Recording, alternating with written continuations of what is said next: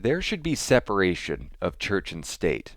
Now, this objection to Christianity is more commonly found in the West, in particular the United States of America, but it is found in one way or another throughout many different worldviews and sections of the world.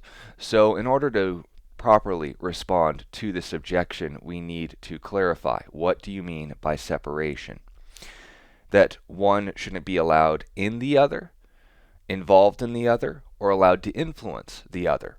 Now, understand the implications if the individual you're talking to that makes this objection is making if they state the following. If they say that someone shouldn't be allowed in government because they have religious views, refusing someone's right to practice a religion, regardless of their occupation, doesn't sound like freedom. Refusing someone's right to run for office because they believe things different than you sounds like tyranny.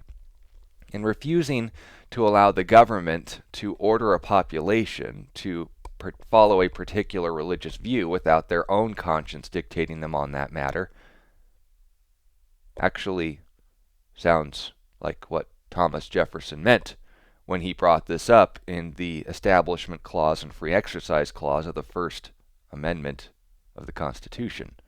And that's what we need to clarify. The original proposal in 1791 by Thomas Jefferson was a clarification on the First Amendment, which guarantees the freedom of speech and religion to every citizen of the United States. Why? So there would be no state-mandated religion like they were dealing with in Europe.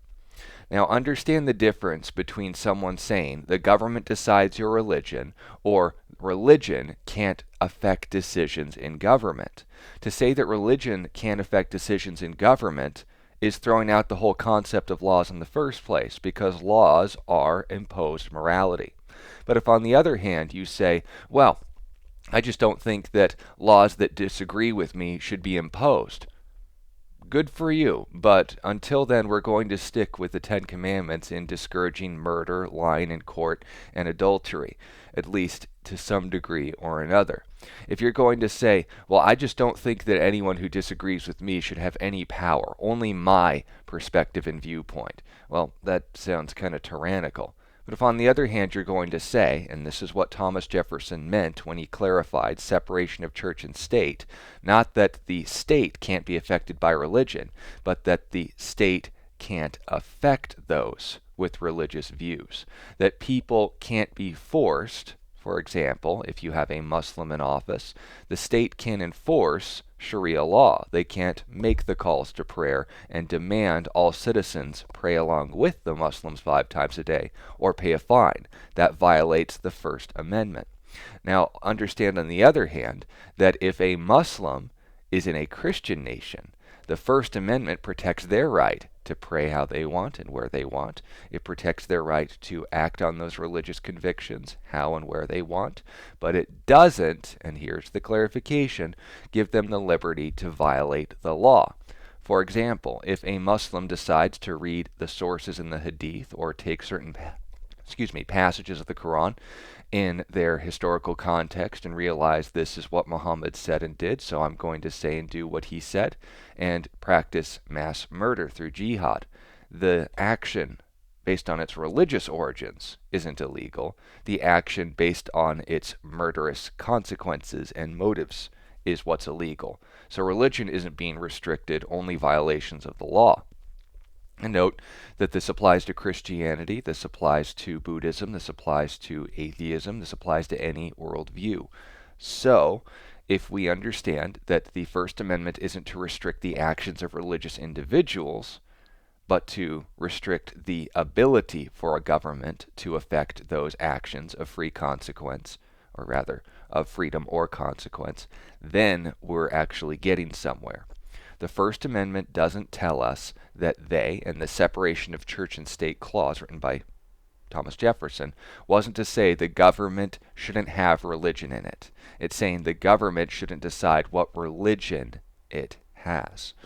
That is the difference. And since we're founded on Judeo-Christian principles, the quote in Deuteronomy 30:15 through 20 is noting this emphasis on free choice, that the God of the Bible found free will valuable for its citizens, even though it did set a moral standard. And while there was freedom of choice, there was not freedom from consequences. That's the difference. So if the government decides you can't practice your religion, that is tyranny. If the government enforces its laws, that's another.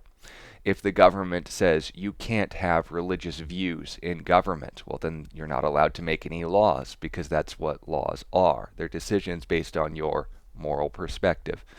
And then, of course, if you say, well, on the other hand, the role of government isn't to decide what I personally find moral and what I don't. That's the point. So, if you run into scenarios and encounters with this sort of objection, there should be separation of church and state. In any context, you should probably bring them back to where that came from, and that was the Establishment Clause and Free Exercise Clause of the First Amendment written by Thomas Jefferson. And if you show them that Thomas Jefferson wasn't talking about government and religion, it was saying that government can't decide what religious views its populace has, then you're going to get somewhere. Now, note, if the individual says that people shouldn't have the right to practice a religion, great, but they're a tyrant. If they say that someone doesn't have the right to view things differently than they do, great, but they're a tyrant. If they believe that people who have different views than them shouldn't be in government, shouldn't make decisions in government, that laws can't be based on moral decisions that they don't like, great, but they're a tyrant. On the other hand, if we as Christians want to represent the truth and counter this objection to Christianity, all we need to know is a little bit of history. I look forward to talking to you all next time with more of these objections. Until then, God bless you.